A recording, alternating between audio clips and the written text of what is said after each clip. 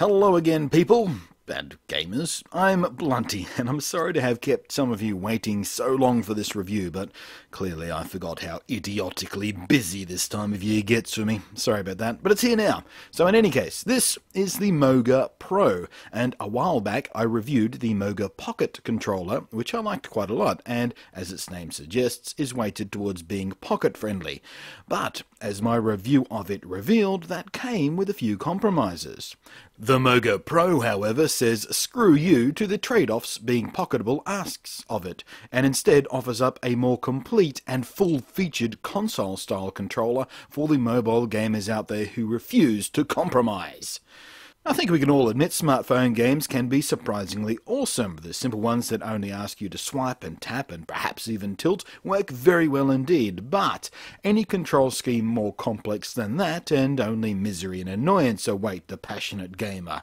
And I know I'm not alone in thinking that quite a lot of otherwise excellent games on smartphones are completely foobarred by their awkward on-screen control systems that often are simply just trying to emulate a proper controller anyway.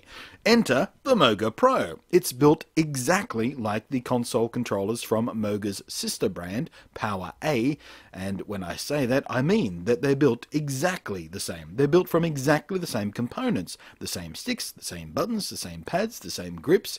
You get the point. So this isn't a phone gamepad trying to be like a console controller. This is a proper console controller that has had the bits needed to talk to smartphones jammed inside it. And by people who know what the hell they're doing with controllers. So it can only be good news, can't it?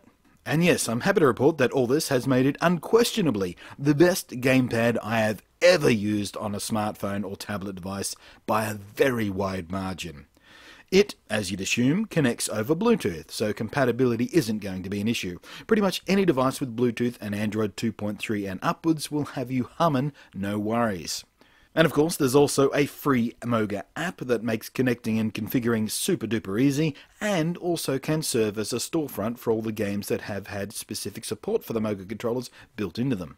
The layout and feel are next to identical to a standard Xbox 360 controller, except that it's lighter, and the D-pad is much, much less mushy, and the MOGA's textured rubberized grips make it even more comfortable and secure to hold. And that feeling of grip and security is important because, like the MOGA Pocket before it, there's what they call the MOGA Arm thingy that flips out and offers up a spring-loaded clamp to which you can attach your phone directly to it for playing on the go when you don't happen to have your phone on a stand on a table or hooked up to your TV, for instance, for some couch time play. Better still, inside the MOGA Pro's box you'll also find a collapsible stand for your tablets as well. It's simple, small, light, and works perfectly. It runs on an internal battery that is recharged over a standard micro USB port, and that battery is rated for up to 14 hours of playtime. And while that can be a bit tricky to measure out in real life scenarios, it certainly seems about right to me. The damn thing runs for ages on a charge. Now, the things that, for me, make the MOGA Pro superior to the MOGA Pocket are mainly twofold. First, proper, proud-standing thumbsticks instead of the circle pad-style sliding analog nubs of the Pocket. And secondly, and most importantly for me personally speaking, that D-pad. I lamented the absence of a D-pad on the Pocket because I love me some old-school emulator action and arcade-style gaming, and many of those types of games are, well, they're crappy experiences with the analog thumbsticks. But with the MOGA Pro, it's happy fun times. The D-pad isn't too clicky and it's not too spongy, it's comfortable with a slight convex curve to it, and it's nicely responsive. In fact, the same can be said about all the controls on it in general, actually. They're really nicely balanced, from clicky buttons for positive feedback, which, by the way, you can optionally backlight if you like with the press of a button on the back, smooth analog triggers, nice grippy thumbsticks with well-calibrated and responsive actions, and yes, of course, they click in for a secondary action. And in-game, it didn't feel at all laggy or unresponsive or anything like that. It felt like a proper controller should.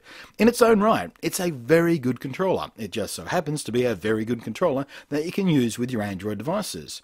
Now, at the time I'm making this video, it is Android only, but now that iOS 7 is out, and it has introduced native gamepad support into iPhones and iPads, I'm hoping iOS compatibility isn't too far away. So, while it's not pocket-friendly like its baby brother, it is easily baggable. And that is all it needs to be as far as I'm concerned. It's an excellent choice for the mobile gamer looking for a markedly superior gaming experience on their phone or tablet, whether you're out in the world or hooked up through your TV at home. I've got no worries about recommending this little beastie to you. Go find one, check it out, buy one.